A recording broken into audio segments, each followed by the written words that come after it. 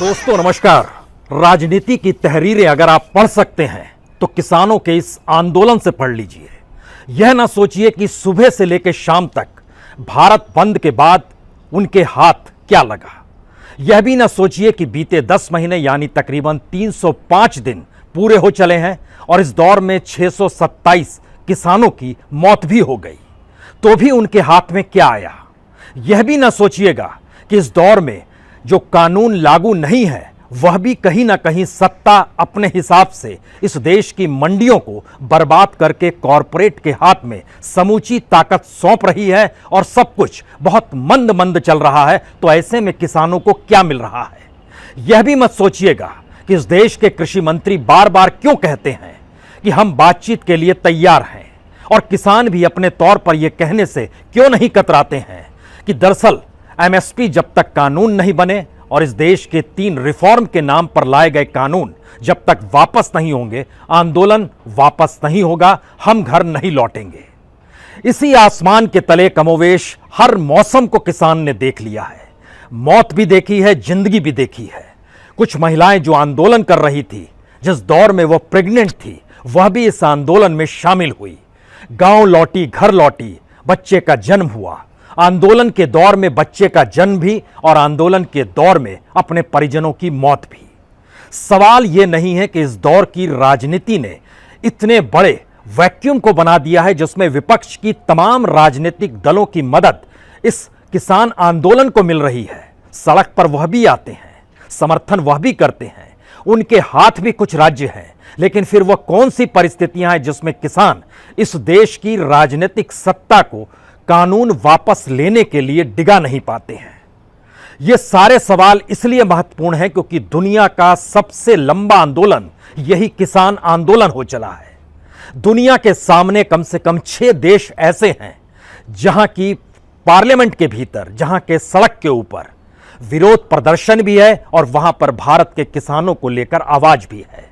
चाहे वो ऑस्ट्रेलिया हो, कनाडा हो, ब्रिटेन हो, अमेरिका हो, इन तमाम जगहों पर मौजूदगी किसान आंदोलन की खुशबू आप महसूस कर सकते हैं। फिर भी एक सवाल हर जहन में आएगा, इस आंदोलन को अगर चलते चलाते हुए सरकार बेफिक्र है और सरकार ये मानकर चल रही है जब किसान निकला तो हमने डंडे बरसा दिए, किसान आगे बढ़ा तो हमने पानी की बौछारें डाल दी, किसान कुछ आगे बढ़ा तो हमने सड़क खोद डाली, किसान कुछ आगे बढ़ा तो हमने उसके सिर फोड़ डाले, उसके आगे बढ़ा तो हमने सड़कों को खोदकर वहां पर कटीले तार बिछा दिए, किसान जब बैठ गया तो हमने बिजली काट दी, हमने पानी काट दी। सवाल यह नहीं है, भारत की मौजूदा अवस्था और सामाजिक परिस्थितियों का सच यह है, इस देश के भीतर में बेरोजगारी इस चरम पर है जो इसी कालखंड में आई है जिस कालखंड में इकोनॉमिक रिफॉर्म के आश्रय इस देश में किसानी रिफॉर्म की बात सत्ता कर रही है। इस देश में मैन्युफैक्चरिंग यूनिट जहां उत्पादन होता है वहां पर मजदूरों को काम नहीं है, जहां पर कंस्ट्रक्शन का वर्क होता है वहां पर मजदूरों को काम नहीं है। जो मनरेगा होता है उसने कुछ हद तक ग्रामीण भारत को जिंदा रखे हुए है, लेकिन फिर भी किसानों को क्या मिल पा रहा है। और इस देश के तमाम पॉलिटिकल पार्टीज, चाहे वो कांग्रेस हो, चाहे वो वामपंथी हो, चाहे वो आरजेडी हो, चाहे वो बीएसपी हो, चाहे समाजवादी पार्टी हो, चाहे जेडीयू हो, चाहे डीएमके हो, जितनी भी पॉलिटिकल पार्टी जो बीजेपी को छोड़कर है, वह किसानों के इस आंदोलन को लेकर विरोध करने की स्थिति में क्यों नहीं है। दरअसल ये राजनीतिक तहरीरें जब पढ़ी जाती हैं तो ये समुद्र की वैसी लहरों की तरह होती है जिसमें किनारे खड़े हुए व्यक्ति को इसका एहसास नहीं होता है ये ज्वार भाटा उसे अंदर खींच कर ले जाएगा या फिर वह उसको पीछे की तरफ ढकेल देगा। भारत के भीतर में राजनीतिक परिवर्तन की जो परिस्थितियां बहुत धीरे धीरे बन रही है उसे पढ़ने की कोशिश कीजिए। सवाल यह भी नहीं है कि पश्चिम बंगाल में किसान ममता के साथ खड़े थे और वो ताल ठोक सकते हैं कि दरअसल हमने राजनीतिक तरीके से नरेंद्र मोदी की सत्ता को वहां पर हरा दिया। यह भी नहीं कह सकती है राजनीतिक सत्ता की देखिए ये समर्थन के लिए तो बिहार भी पहुंचे थे, वहां पर तो बीजेपी को जीत मिल गई। या यह भी नहीं कर सकते हैं कि किसी राज्य में चुनावी जीत किसानों से प्रभावित होकर मिल रही है। और शायद उत्तर प्रदेश के चुनाव में किसानों का सहयोग विपक्षी पार्टियों को होगा या सत्ता अपने अनुकूल परिस्थितियां बनाकर चुनाव जीत जाएगी, यह भी भारत की राजनीतिक परिवर्तन की परिस्थितियों में कहीं फिट नहीं बैठता है। दरअसल जिस स्थिति में भारतीय राजनीति जा रही है और भारतीय राजनीति ने मौजूदा वक्त में इस देश की अर्थव्यवस्था को जिस परिस्थिति में लाकर खड़ा कर दिया है, उसका सबसे बड़ा सच तो यही है कि इस देश में राष्ट्रीयकरण का कोई महत्व नहीं है। इस देश में सरकार किसी भी जिम्मेदारी को अपने कांधे पर लेना नहीं चाहती है। इस देश के भीतर में पूंजी ही सारी परिस्थितियों को तय करती है। इस देश में कॉरपोरेट के हाथ में अगर थमा दिया जाए इस देश को चलाने की हर संस्थान और परिस्थितियों को, तो वह कमीशन के तौर पर सरकार को ठीक वैसे ही पैसा दे देगी जैसे इस देश में टैक्स पेयर पैसा देता है। और इस देश की गवर्नेंस चलती है, सुप्रीम कोर्ट भी टैक्स पेयर के पैसे से चलता है। लेकिन मान लीजिए कल अगर कॉरपोरेट के कमीशन द्वारा दिए गए पैसे से सुप्रीम कोर्ट चलने लगे तो आप क्या कहेंगे? इस देश के जितने भी संस्थान हैं, चाहे चुनाव आयोग ही क्यों ना हो, चाहे कृषि मंत्रालय ही क्यों ना हो, चाहे फूड एंड प्रोसेसिंग मिनिस्ट्री क्यों ना हो, चाहे इस देश में एफसीआई क्यों ना हो, यानी इस देश के भीतर का इंफ्रास्ट्रक्चर अगर पूरी तरीके से सरकार मोनेटाइज करने की परिस्थिति में लाकर इस देश को खड़ा कर चुकी है और वो मान रही है कि इस देश में पूंजी का आना जरूरी है और पूंजी की जमीन पर खड़े होकर ही रिफॉर्म किया जा सकता है, तो वाकई कोई गलत परिस्थिति सरकार नहीं सोच पा रही है। लेकिन भारत के भीतर में क्या वाकई लोकतांत्रिक परिस्थितियां जो चुनाव के अनुसार जीती है उसका कोई प्रभाव, कोई असर सरकार पर नहीं है? यह सवाल इसलिए क्योंकि इस देश के भीतर में आंदोलन कई बार हुए हैं और मौजूदा वक्त का सच यह है कि इस 10 महीनों के भीतर में 3 बार भारत बंद हुआ है। इस देश में 4 राज्यों में तकरीबन 28 पंचायतें हुई हैं, लगभग 7 महापंचायतें हुई हैं। अलग अलग तरीके से इस देश का किसान इस दौर में समझने लगा है कि कॉरपोरेट का मतलब अंबानी अडानी क्यों होता है। इस देश में राजनीतिक सत्ता के मित्र कॉरपोरेट ही क्यों होते हैं और शायद वो धीरे धीरे यह भी समझ जाएगा कि आने वाले वक्त में उसके वोट को लेकर भी सरकार चिंता नहीं करती है। यानी जो लोकतंत्र का सबसे बड़ा हथियार उसके पास है वोट डालने का, जिसके जरिए वो सत्ता को पलट सकती है, नई सत्ता को ला सकती है, अगर वह भी बेअसर है तो इसका मतलब है कि भारत की राजनीतिक लोकतांत्रिक अवस्था के भीतर एक ट्रांसफॉर्मेशन की स्थिति बहुत धीरे धीरे आ रही है। सवाल अब यह भी हो चला है कि किसान अगर अपने तौर पर राजनीतिक दलों को अब अपने मंच पर जगह नहीं दे रहा है, जो आज भी हुआ। आज भी कांग्रेस के नेता, जो दिल्ली प्रदेश कांग्रेस के नेता थे, वह जब गाजीपुर पहुंचे तो उन्हें मंच पर स्पेस नहीं दिया गया, जबकि उससे पहले उस मंच पर यशवंत सिन्हा आकर बैठ चुके थे। यशवंत सिन्हा अटल बिहारी वाजपेयी की सरकार में फाइनेंस मिनिस्टर भी थे, लेकिन किसानों को लेकर उन्होंने कुछ नहीं किया था। इसीलिए जब आप पॉलिटिकल पार्टीज जो पारंपरिक तौर पर भारत की राजनीति में कभी सत्ता पाती है, कभी विपक्ष में रहती है, उस परंपरा को इस दौर ने इसलिए ध्वस्त कर दिया है क्योंकि पहली बार भारत के भीतर राजनीतिक सत्ता कोई सरकार नहीं चला रही है। भारत के भीतर में संविधान के मातहत चेक एंड बैलेंस करने की स्थिति में कोई कॉन्स्टिट्यूशनल इंस्टीट्यूशन काम नहीं कर रहे हैं, बल्कि ध्यान दीजिए, लोकतंत्र मुक्त भारत, हम इसलिए इस शब्द का इस्तेमाल कर रहे हैं क्योंकि सितंबर का ही महीना था। 20 सितंबर को राज्यसभा में, 20 सितंबर 2020 को जो राज्यसभा में जिस तरीके से इन 3 कृषि कानूनों को पास किया गया, वो क्या कोई भूल सकता है? यकीनन ये सवाल है कि अगर लोकतंत्र की स्थितियां पार्लियामेंट के भीतर नहीं है तो लोकतंत्र की परिस्थितियां जब संसद के बाहर जो चीजें होंगी उसको अपने अनुकूल सत्ता करने के लिए हर उपयोग को करेगी। यहां पर एक जानकारी बड़ी महत्वपूर्ण है, मीडिया इस दौर में सरकार के साथ खड़ी है। लोग इस बात पर चिंता करते हैं कि मीडिया इसलिए खड़ी है क्योंकि विपक्ष है ही नहीं, वहां पर कोई चेहरा है ही नहीं, वहां पर वो परिस्थितियां नहीं है जहां पर अगर मीडिया मूव भी कर जाए तो कौन चुनाव जीतेगा, उसकी बातों को क्यों दिखाया जाए।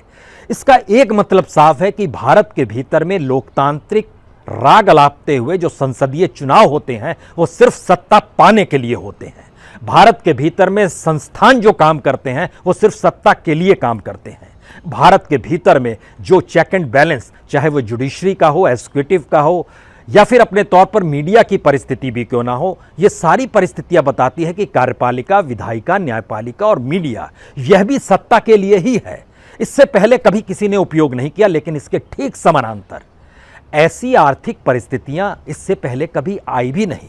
आज सुबह से जब मीडिया पर यह चलता रहा कि देखिए कितनी परेशानी लोगों की है, तो क्या आप कल्पना कर सकते हैं इसी मीडिया के भीतर में अगस्त 2016 में 10,26,000 लोग काम कर रहे थे, और अगस्त 2021 में 5 बरस के बाद इस मीडिया के भीतर काम करने वालों की तादाद 78% कम हो गई, वह 2,61,000 पर आ गई। क्या इस बात को लेकर कोई चिंता है? बैंक कर्मियों की जो तादाद थी 2015 में, वह तकरीबन 13 लाख थी। आज की तादाद में वह बढ़ते बढ़ते मैक्सिमम 2018 में 13,63,000 तक गई, लेकिन 2021 में वह घटकर 13,25,000 पर आ गई। यानी इस बीते 5-6 सालों में सिर्फ 25,000 बैंक कर्मियों को नौकरी मिली, और जो निकाले गए इस दौर में उनकी संख्या 62,000 से ज्यादा है। इस देश में कौन सा काम हो रहा है? इस देश के भीतर में उस गवर्नेंस का काम हो रहा है जिस गवर्नेंस के आश्रय सरकार को यह बार बार बताना है कि हमारी मौजूदगी उस बेफिक्री वाली है जिसमें तत्काल में आपको यही नजर आएगा, जिसमें हम कहेंगे छोटे और सीमांत किसान इस आंदोलन में हिस्सेदारी नहीं कर रहे हैं। हर कोई जानता है यह देश हैंड टू माउथ है, यानी अगर नौकरी नहीं करेगा, मजदूरी नहीं करेगा तो अगले शाम वो खाएगा क्या, यह उसके सामने सवाल है। और इस सवाल से सरकार ने कभी भी रास्ता दिखाने की कोई कोशिश नहीं की। ध्यान दीजिए, कमोवेश हर क्षेत्र में आज सरकार ने इस बात का ऐलान किया कि हम डिजिटल कार्ड बनाएंगे मेडिकल का। प्रधानमंत्री मोदी टेलीविजन पे आए, वहीं से उन्होंने ऐलान कर दिया। वो सड़क पर आकर इन बातों का जिक्र नहीं कर सकते हैं। सड़क पर आकर वो देर रात में अंधेरे के दौर में वह सेंट्रल विस्टा जहां पर नई पार्लियामेंट बन रही है, उस पार्लियामेंट का जिक्र वो अपने तौर पर देखकर करना चाहते हैं। लेकिन यह भी समझना होगा, अफगानिस्तान की पार्लियामेंट जो बनी उसका पैसा भारत नहीं दिया था, लेकिन अफगानिस्तान में संसदीय व्यवस्था नहीं है। अफगानिस्तान के भीतर की परिस्थितियां जो नाजुक हो चली है उसकी तुलना भारत से करने की जरूरत नहीं है, लेकिन इमारतों में लोकतंत्र और इमारतों में संविधान नहीं बचता है। उसके साथ सरोकार की जरूरत होती है, और ये परिस्थितियां भारतीय राजनीति ने सरोकार को जनता के साथ क्यों खत्म कर दिया है। जब रात के 9 बजे सेंट्रल विस्टा में मजदूरों से मिल सकते हैं, काम देख सकते हैं कैसे संसदीय प्रणाली चल रही है, उसकी जो इमारत खड़ी होगी, उस परिस्थिति में वह दिल्ली के सीमा पर आकर किसानों से संवाद क्यों नहीं बना सकते हैं। कई मतलब इसके निकलते हैं। भारत की राजनीति में जो ट्रांसफॉर्मेशन की परिस्थितियां बन रही है, ये खतरे की घंटी शायद बीजेपी के लिए है। ये खतरे की घंटी शायद उन पारंपरिक राजनीतिक दलों के लिए भी है जिनके हाथ में अपने अपने राज्य में सत्ता है, और वो केंद्र का विरोध सिर्फ किसानों के साथ खड़े होकर एक एसेंस के तौर पर या औपचारिक तौर पर कर रहे हैं। हर कोई जानता है कि भारत अगर जिंदा है तो वह फसलों पर ही जिंदा है, और भारत का फसल का प्रोडक्शन इसी 5-6 साल में मोदी काल में किसानों ने अपने बूते बढ़ाया है। उसमें सहयोग सिर्फ इतना रहा कि जो फर्टिलाइजर था उसकी आवाजाही कहीं नहीं रुकी, लेकिन खेती महंगी होती चली गई, लेकिन उसकी एवज में कीमत किसानों को नहीं मिलती रही। जो बार बार इस बात का जिक्र होता है कि हमने दुगनी परिस्थिति में लाकर किसानों को मुनाफे के साथ खड़ा करने का जो दावा किया है 2022 तक आय दुगनी हो जाएगी, हम उस दिशा में बढ़ रहे हैं। लेकिन हकीकत यह है कि जो किसानों को मिलता था इससे पहले, उसके समानांतर जो वो मजदूरी करता था, इसके समानांतर वह जो पशुधन से कमाता था, इसके समानांतर बाकी जो भी हो सकता है, चाहे वो दूध बेचे, लेकिन खेती से उसकी आय में बढ़ोतरी नहीं हुई। हमें लगता है यहां कुछ तथ्यों को समझने की जरूरत है। जिस ट्रांसफॉर्मेशन का हम आपसे जिक्र करना चाहते हैं, उसमें जो बीजेपी की मदर ऑर्गेनाइजेशन आरएसएस है, राष्ट्रीय स्वयंसेवक संघ है, उसे भी आज जरा माइन्यूटली समझने की कोशिश कीजिए। आरएसएस बार बार कहती है हमारा मुखपत्र पांचजन्य नहीं है। जब जब पांचजन्य में कुछ ऐसी बातें छपी जो कि राजनीतिक सत्ता या उसकी पॉलिटिकल पार्टी या आरएसएस के लिए समाज में घातक होती है, तो वो पल्ला झाड़ लेती है। लेकिन एक नया परिवर्तन आया है। इस परिवर्तन का हम जिक्र आपसे इसलिए कर रहे हैं क्योंकि जिस वक्त इस देश में आरक्षण का जिक्र था, जब बिहार के इलेक्शन पिछली बार थे, तो आरक्षण का विरोध सरसंघचालक ने किया था, पांचजन्य छापा, बाद में उससे बदल गए। इससे पहले भी 3 घटनाएं ऐसी हो चुकी है जिसमें, लेकिन ये नई परिस्थिति है। इस नई परिस्थिति में ध्यान दीजिए, जो ग्रोसरी का मार्केट है रिटेल सेक्टर का, वो लगभग 40 लाख करोड़ का है, और भारत के भीतर में जो ओवरऑल रिटेल सेक्टर है वो तकरीबन 63 लाख करोड़ का है। अमेजन और अंबानी उसी में दौड़ लगा रहे हैं कि उनके पास सबसे ज्यादा इस बाजार का कब्जा उनके पास रहे। अमेजन को लेकर पांजन्य ने जब यह लिखा कि वह घूस देता है अपने अनुकूल नीतियों को करने के लिए, और वह ईस्ट इंडिया कंपनी की तर्ज पर है, पांजन्य कह रहा है। और ठीक इससे पहले इन्फोसिस को लेकर उसने कहा था, जो कि एक लिहाज से आपकी टेलीकम्युनिकेशन और टेक्नोलॉजी से जुड़ी हुई है, उसको उसने भारत विरोधी करार दिया था। यह बात इसलिए बड़ी महत्वपूर्ण है क्योंकि आरएसएस की पहचान भारत के उस सांस्कृतिक सरोकार के साथ रही है, जो सांस्कृतिक सरोकार किसान, मजदूर, आदिवासी और भारत के उन तमाम परिस्थितियों से जुड़ते हैं जो कि कल्चरली और सोशली, सामाजिक और सांस्कृतिक तौर पर भारत की अर्थव्यवस्था से भी जुड़े हुए रहते हैं, और उनकी जरूरतों को भी आरएसएस बार बार उठाते रही है। इसीलिए उसने किसान संघ बनाया, मजदूर संघ इसीलिए बना, स्वदेशी मंच इसीलिए बनाया गया। लेकिन आज की तारीख में आप देखिएगा जो उथल पुथल भारतीय समाज के भीतर में है, उसमें वह उस दिशा में उंगली उठा रही है आरएसएस या पांजन्य, जिसके जरिए वह इस बात का ऐलान करना चाहती है कि मोदी गवर्नमेंट जो स्पेस दे रही है अंतर्राष्ट्रीय तौर पर, उसमें सत्ता भी इन्हीं की रहे और विपक्ष भी यही रहे। अमेजन अगर कानून अपने अनुकूल बनाकर इस देश में ब्यूरोक्रेट्स को घूस देता है, तो फिर सरकार ने तो ऐलान किया है हम करप्ट नहीं है, किसी को करप्शन करने भी नहीं देंगे, तो आप क्यों नहीं कर पाए? और आरएसएस इस बात को उठा रहा है, पांजन्य इस बात को उठा रहा है। जब देश विरोधी है इन्फोसिस, तो इस देश में कैसे चल पा रहा है?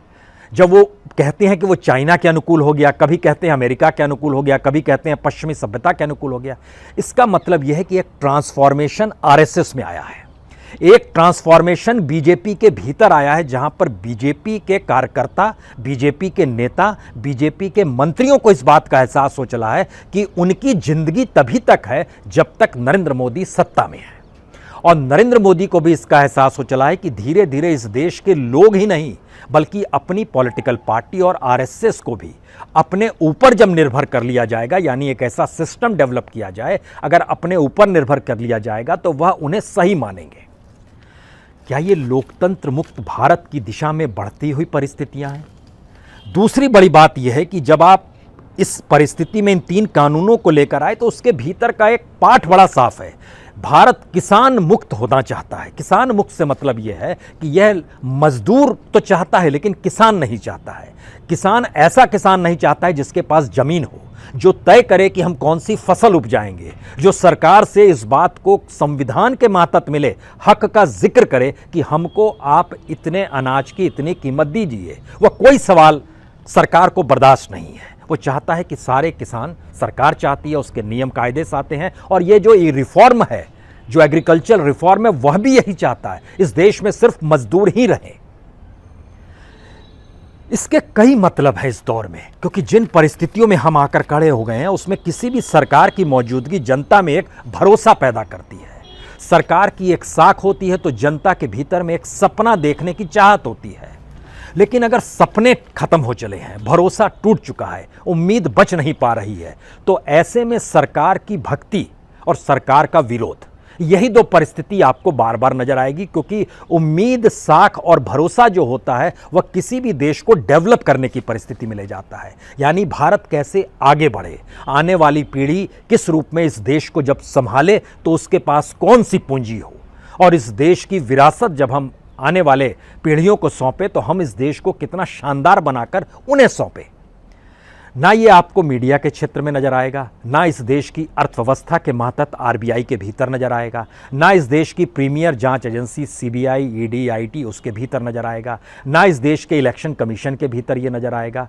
और तो और इस देश के एजुकेशन और हेल्थ सिस्टम में भी कुछ भी नया दे पाने की परिस्थिति में नहीं है। और ये बात कोविड के दौर में खुलकर सामने आ गई, जब इस देश के भीतर में जो मेडिसिन है, वो मेडिसिन इलाज कर सकती है, और वही मेडिसिन जब खत्म हो जाए तो उस मेडिसिन की जरूरत नहीं है। ये और कोई नहीं, एम्स के गुलेरिया को आपने सुना होगा, जो डायरेक्टर है वहां पर, टेलीविजन में बैठकर कौन सी दवाई एक वक्त महत्वपूर्ण थी, वही दवाई क्यों दूसरी बार महत्वपूर्ण नहीं थी, इसका कोई जवाब नहीं है। ये सारी परिस्थितियां बताती है कि हम धीरे धीरे एक ऐसी दिशा में बढ़ रहे हैं जहां पर अभी तक ये माना जाता था कि पॉलिटिकल पार्टी होनी चाहिए जो उस वैक्यूम को भर सके, जिस वैक्यूम को सत्ता अपने करप्शन, अपनी गैर नीतियों से, गैर सरोकार से उसको जब डेवलप करती है तो उसको हटाने के लिए पॉलिटिकल प्रोसेस होता है। लेकिन यहां तो पूरे देश के भीतर में एक जो ट्रांसफॉर्मेशन है, इसीलिए इस ट्रांसफॉर्मेशन का असर यह है कि किसान अगर बीते 305 दिनों से बैठा है और 627 किसानों की मौत हो गई, इस देश में कहीं भी कोई आहट नहीं हुई।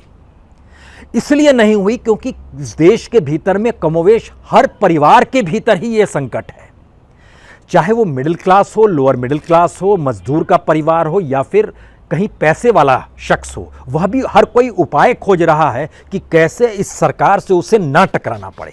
जो पैसे वाला है वो देश छोड़कर जा रहा है, जिनकी संख्या आपको मिल जाएगी, जो MEA का साइट है उसमें मिल जाएगी। और यूं हम आपको जानकारी दे देते हैं कि इस 5-6 साल में जितनी बड़ी तादाद में इस देश को छोड़कर जो लोग गए हैं, उनकी संख्या उसके बीते 20 सालों में जितनी थी वह इस 5 साल में है। उसने उपाय खोज लिया। मिडिल क्लास के सामने संकट है कि वह किसी भी हालत में टैक्स पे करते हुए रोजगार को बचाए रखने के लिए किसी भी रूप में रेंगने को तैयार है। मीडिया के सामने भी यही है। मीडिया धीरे धीरे बिजनेस में तब्दील हो गया, यानी जो मंत्र थे किसी भी देश को आगे बढ़ाने के, वो सारी चीजें गायब होती चली जा रही हैं। अब आखिरी सवाल इन सब के बीच यह है कि जब ये दुनिया का सबसे लंबा चलने वाला आंदोलन है, इसी दौर में सरकार ने लाठी, पानी, आंसू गैस, सड़क खोदना, तार लगाना, कांटे बिछाना सब कुछ कर लिया। इसी दौर में किसानों ने भी अपने तौर पर 11 राउंड की बातचीत भी कर ली, 3 बार बंद भी बुला लिया, 38 बार पंचायतें भी कर ली, 7 बार महापंचायतें भी कर ली। हर political party CPI, CPM, RJD, Congress, NCP, Shiv Sena, BSP, DMK, LDF, UDF की तो दोनों यूनियन ने केरल में वहाँ समर्थन कर दिया। और जो तमाम राज्य हैं, तमाम जगहों पर हर चीज़ चलती रही। और आज जब बंद हुआ तो इस बात को सिर्फ रहने लगी कि 25 ट्रेनें प्रभावित हो गई, 6 ट्रेनों को रद्द करना पड़ा, देश के अलग अलग हिस्सों में आवाजाही पर रुकावट पड़ी। यह समाधान नहीं है और यह सफलता भी नहीं है, ये आंदोलन भी नहीं है। भारत में पहली बार शायद एक ऐसी परिस्थिति में किसान आंदोलन आकर खड़ा हो गया है जहां पर हर घर के भीतर में जो परेशानियां हैं, उन परेशानियों को कम करने के लिए वह किसान आंदोलन देख ले। सरकार ने इस देश के भीतर में रास्ते समाधान के लिए नहीं खड़े किए हैं, बल्कि एक मुश्किल से बड़ी मुश्किल की दिशा में बढ़े हैं। महात्मा गांधी अपने दौर में जब हिंदू मुस्लिम इस देश में किया जाता था तो एक बड़ी लकीर खींच देते थे और उसमें पूरे देश की जनता को उस आंदोलन से जोड़ देते थे। यहां पर खेल उल्टा है। यहां पर आपके सामने अगर मुश्किल है, बैंक आप देख रहे हैं कंगाल हो रहे हैं, आपके पैसे सुरक्षित नहीं है, तो एक दूसरी परिस्थिति खड़ी कर दी जाएगी। जिनके पास पैसा है उनके सामने और बड़ी मुसीबत आ जाए तो आप इस बात को लेकर खुश हो जाए कि अरे हमारा तो बैंक में इंटरेस्ट रेट कम है, लेकिन देखिए उसका तो पूरा पैसा डूब गया। और उसने पैसा क्यों कमाया था? यानी समाज को बांटना नहीं इसे कहते हैं, इसे कहते हैं समाज को सत्ता पर आश्रित करवा देने की परिस्थितियां। और इसमें जब इलेक्शन के प्रोसेस में जब आपके सरोकार जनता से नहीं है तो इसका मतलब है कि आप बहुत चीज़ों को सुनिश्चित कर चुके हैं। हम चुनाव कैसे जीतेंगे, वो धनबल होगा, बाहुबल होगा, EVM होगा, कुछ भी हो सकता है, वो XYZ। क्योंकि जब जनता के आक्रोश, जनता के गुस्से का, जनता के भीतर आंदोलन की परिस्थितियों का इसका असर भी आप बरना पड़े, तो इसका मतलब है भारत के भीतर में राजनीतिक परिस्थितियों ने मोदी काल में इस देश की राजनीतिक व्यवस्था में एक परिवर्तन लाने की परिस्थितियों को जन्म दे दिया है। इसीलिए अब विपक्ष के भीतर कोई उबलती हुई परिस्थिति नहीं देखिएगा। इसीलिए बीजेपी के भीतर जो मंत्री भी हैं, जो कार्यकर्ता भी हैं, उसमें भी कोई आप उसके भीतर से गुस्सा नहीं देखिएगा। चाहे उसको अपने गांव में वहां पर गालियां खानी पड़े, मुश्किल हो जाए, वो नहीं देगा। क्योंकि भारत का पूरा समाज दरअसल एक आंदोलन के उन परिस्थितियों से गुजर रहा है जब इससे पहले भारत के भीतर में चुनाव का मतलब लोकतंत्र था और लोकतांत्रिक परिस्थितियां थी, तो भारत बंद से सरकार परेशान हो जाती थी। आंदोलन अगर 18 दिन, उस वक्त 8 दिन भी टिकैत साहब ने चला लिया, जो बड़े महेंद्र सिंह टिकैत हुआ करते थे, या मेरठ में जब वो बैठे थे 3 सप्ताह तक आंदोलन चला लिया, परेशानी हो जाती थी। अब कोई परेशानी नहीं है। इसका यह मतलब कतई नहीं है कि यह आंदोलन किसानों का नहीं, बल्कि उन किसानों का है जो बिचौलिए हैं, उन किसानों का है जो बड़े किसान हैं। जी नहीं, सवाल यह है कि आंदोलन करते वक्त ठीक वैसे ही होता है जब आप चावल को बनाते हैं तो एक दो चावल ही हाथ में उठाते हैं। आंदोलन भी भारत की राजनीतिक, सामाजिक और आर्थिक परिस्थितियों का हिस्सा बन गया है। इसीलिए किसान और किसानी पर निर्भर इस देश के अगर 60% लोग हैं और फसल ना हो इस देश के भीतर में तो 80 करोड़ लोगों को भूखे मरने की परिस्थितियों में लाकर एक दिन में खड़ा कर दिया जाएगा। और भारत की राजनीति और भारत का एक्सपोर्ट और भारत की इकोनॉमी अगर इस पूरे फसल के प्रोसेस से काट दीजिए, किसानी से काट दीजिए, तो भारत बचेगा ही नहीं, वो पाषाण काल में चला जाएगा, क्योंकि हमने चीज़ें डेवलप नहीं की है। इसका आखिरी मतलब क्या है? इसका आखिरी मतलब बहुत साफ है। हमें याद आता है मार्टिन लूथर किंग को अगर आप सुनेंगे तो उनका एक बहुत आई हैव ए ड्रीम बड़ा शानदार भाषण था, 1963 में दिया गया भाषण था। और उस समय जो उन्होंने सालों साल तक संघर्ष किया था, उसके बाद अमेरिकन प्रोसेस में एक अंतर आना शुरू हुआ था। भारत का किसान आंदोलन 10 महीने मत देखिए, ये हो सकता है वाकई 2024 तक चला जाए, ये परिस्थितियां आ सकती हैं। और इस परिस्थितियों के बाद भी हो सकता है आपको चुनाव परिणाम आप जो सोच रहे हैं उसके अनुकूल ना हो। लेकिन भारत के समाज के भीतर की परिस्थितियां किस दिशा में जाएगी? अच्छी बात यह है कि अभी भी भारत अहिंसक परिस्थितियों को जी रहा है। नॉन वायलेंस इसने एक अपना आधार बनाया हुआ है।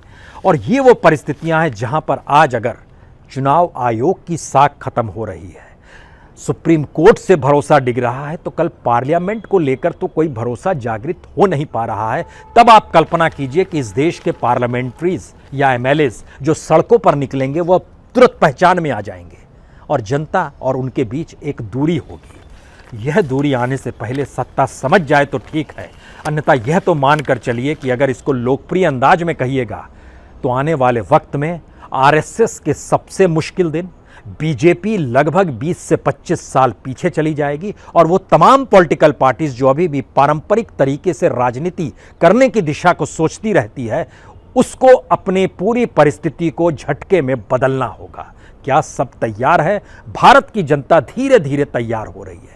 इसीलिए इस आंदोलन में सिर्फ इतना समझिए, खुले आसमान तले हर मौसम देख लिया, खुले आसमान तले बच्चे का जन्म भी देख लिया, मौत भी देख ली, खुले आसमान तले सरकार द्वारा कुछ भी नहीं मिला, लेकिन खुद में अपने आप में अपने लोगों के भीतर से मदद और सहायता मिली, तो आंदोलन लगातार चलते चला जा रहा है। और दुनिया भर में भारत के इस आंदोलन को लेकर चर्चा है, लेकिन कोई बेचैनी और कोई शिकन अगर सत्ता के माथे पर नहीं है तो फिर सत्ता का मतलब सरकार, संसद मत लगाइए। यह सिर्फ एक व्यक्ति की परिस्थिति तो नहीं है, यह सोचिए जरूर। बहुत बहुत शुक्रिया, बहुत बहुत शुक्रिया।